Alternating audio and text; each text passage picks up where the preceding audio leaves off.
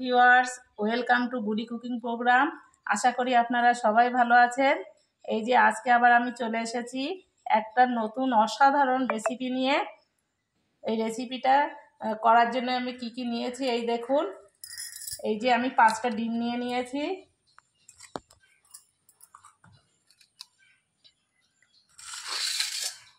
আর এই যে মাংস নিয়ে নিয়েছি।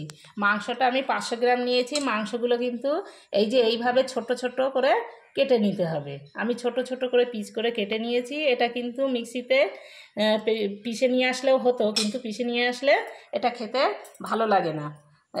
এই ছোট ছোট পিস করে নিলে কি মুখে পড়বে মাংসটা, তাহলে খেতে খুবই ভালো লাগে। সেই জন্য আমি ছোট ছোট করে পিস করে কেটে নিয়েছি। আর এই যে আমি যে রেসিপিটা করব, এই রেসিপিটা করার জন্য কিন্তু পুরো সলিড মাংস লাগবে, এতে কোনো হাড় থাকলে হবে না। আমি কিন্তু পুরো সব সলিড মাংসই নিয়ে নিয়েছি। এর জন্য কি কি উপকরণ লাগবে এই দেখুন। এই যে আমি গোটা জিরে নিয়ে নিয়েছি, একটা মোটা রসুন কুচিয়ে নিয়েছি, এটা কিন্তু আমি থেতো করিনি। এই যে একটু 8টা 10টা মতো লঙ্কা কুচিয়ে নিয়েছি।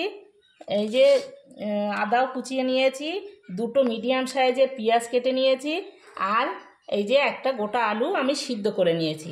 এখন আলুটা আমি কেটে নেব।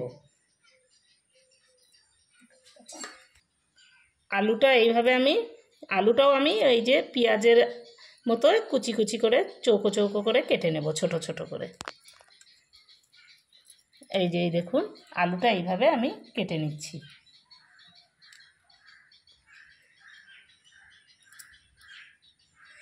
এই আলুটা দিলে কি হয়, পুরটা তৈরি করতে সুবিধা হয়, সেই জন্য আমি একটা আলু দিয়ে দিচ্ছি।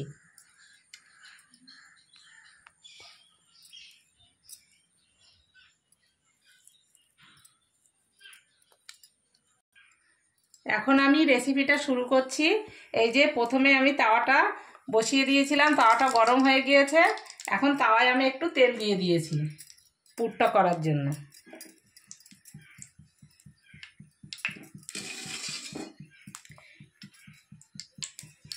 এই যে তেলটাও আমার হয়ে গিয়েছে। এখন আমি এই যে গোটা জিরেটা দিয়ে দিচ্ছি, গোটা জিরে, রসুন কুচি,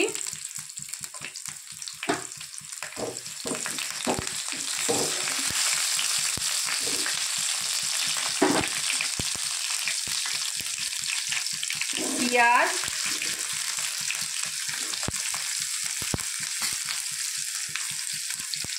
এইগুলো দিয়ে আমি ভালো করে একটু ভেজে নেব।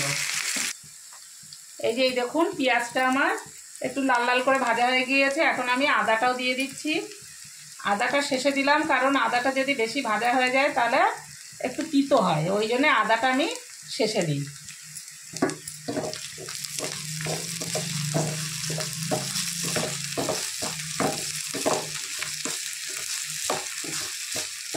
এটাও আমি একটু ভালো করে নাড়িয়ে নেব সব একসঙ্গে। এখন আমি মাংসটা দিয়ে দিচ্ছি।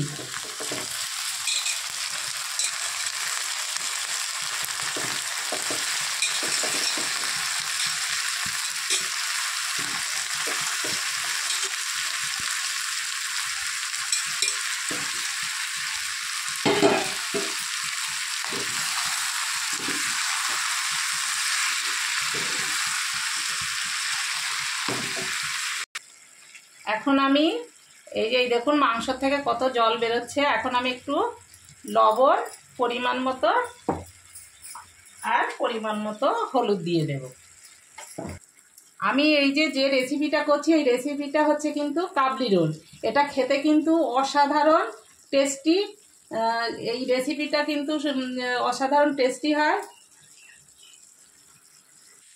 এই যে দেখুন, মাংসটা আমার হয়ে গিয়েছে প্রায়। এখন আমি এই যে আলুটা সিদ্ধ করে রেখেছিলাম, আলুটা দিয়ে দিচ্ছি। আলুটা দিয়ে আমি আবার কিছুক্ষণ নাড়িয়ে নেব। এই কাবলি রোলটা কিন্তু সব জায়গায় পাওয়া যায় না। রেস্টুরেন্টে, বড় বড় রেস্টুরেন্টে কিংবা অনুষ্ঠান বাড়িতে পাওয়া যায়। আর যারা এই কাবলি রোল খেয়েছে তারা তো জানে এর স্বাদটা কি সুন্দর লাগে খেতে। আর যারা খাননি তারা আমি যেভাবে বানাচ্ছি এইভাবে বানিয়ে একবার করে খেয়ে দেখবেন। এটা একবার খেলে আর ভুলতে পারবেন না।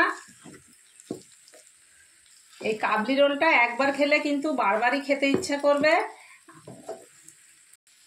ভিডিওটা না টেনে দেখতে থাকুন শেষ পর্যন্ত, আমি কিভাবে এই কাবলি রোলটা বানাচ্ছি। দেখলে আপনাদের আশা করি ভালো লাগবে। আর যদি কেউ নতুন হয়ে থাকেন তাহলে প্লিজ লাইক সাবস্ক্রাইব করে আমার পাশে থাকবেন আর বেল আইকনটি দাবিয়ে দেবেন। বেল আইকনটি দাবিয়ে রাখলে আমার সমস্ত রকম রেসিপি আপনার কাছে পৌঁছে যাবে। আমি প্রতিদিনই একটা একটা করে নতুন ধরনের রেসিপি তৈরি করি। আমার চ্যানেলে সব ধরনের নতুন নতুন রেসিপি দেখতে পাবেন।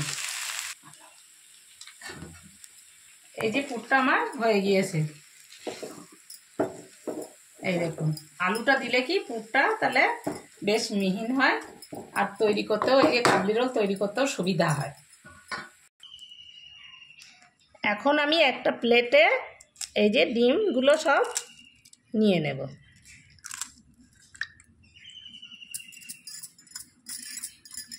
আমি কিন্তু ডিম 5টা নিয়েছি।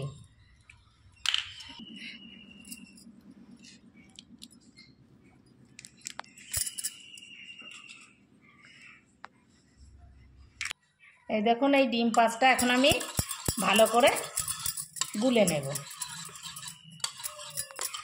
এতে কিন্তু আমি 1 প্যাকেট দুধও দিয়ে দিচ্ছি। দুধটা আপনারা দিতেও পারেন নাও পারেন, তবে দুধটা দিলে টেস্টটা ভালো হয়। তার জন্য আমি এই যে 10 টাকা দামের একটা প্যাকেট দুধ দিয়ে দিচ্ছি। ডিমের ব্যাটারটা বানানো আমার হয়ে গেল। এখন আমি এইদিকে বেসনের ব্যাটারটাও বানিয়ে নেব। এই যে আমি একটা বাটিতে 200 গ্রাম বেসন নিয়ে নিয়েছি। এখন আমি এই যে পরিমাণ মতো লবণ দিয়ে দিচ্ছি আর এই যে একটু কর্নফ্লাওয়ার দিয়ে দিচ্ছি 1 চামচ। এই যে বেসন আর কর্নফ্লাওয়ারটা ভালো করে মিশিয়ে এখন আমি একটু জল দিয়ে একটা ব্যাটার তৈরি করে নেব।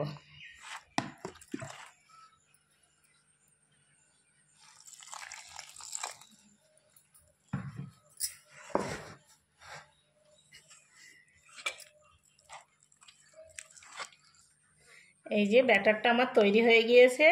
এই ব্যাটারটা কিন্তু এই যে এই দেখুন খুব যেন পাতলাও না হয় আবার ঘনও না হয়, ঠিক এইভাবে এই রকম করে ব্যাটারটা তৈরি করে নেবেন। পুরগুলো আমি এইভাবে রোল করে নিয়েছি। এই প্রথমে রোল করে রাখলে কি তৈরি করার সময় সুবিধা হয়। এদিকে তাওয়া বসিয়ে দিয়েছি, তাওয়াটা আমার গরম হয়ে গিয়েছে। এই তাওয়ায় আমি অল্প করে একটু তেল দিয়ে নিলাম।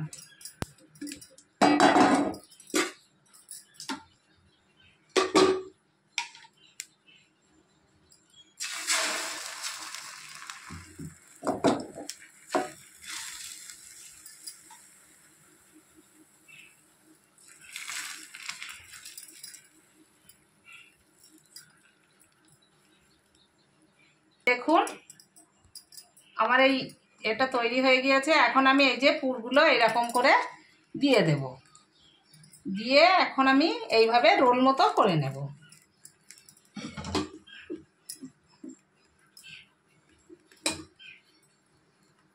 এই যে এইভাবে একটা একটা করে আমি সব রোল করে নেব।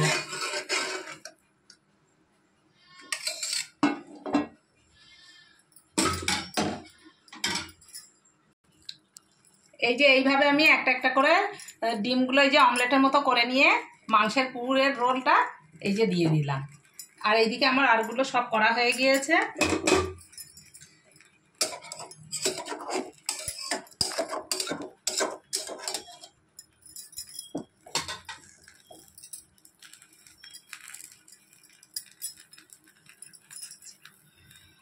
এইভাবে একটা একটা করে রোলগুলো আমার সব করা হয়ে গেল।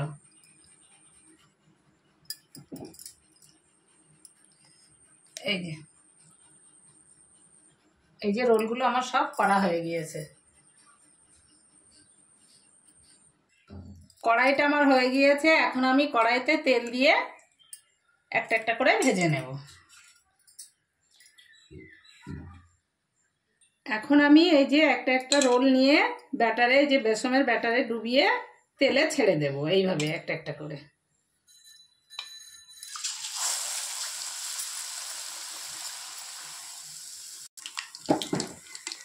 এখন আমি এইগুলো একটা একটা করে উল্টিয়ে দেব। এই যে এই দেখুন আমার এইগুলো ভাজা হয়ে গিয়েছে, এখন আমি এইগুলো তুলে নেব। ব্যাস, এই যে হয়ে গেল আমার কাবলি রোল। এই দেখুন, এটা কিন্তু খেতে খুবই সুন্দর, খুবই অসাধারণ স্বাদের, সুস্বাদু হয়।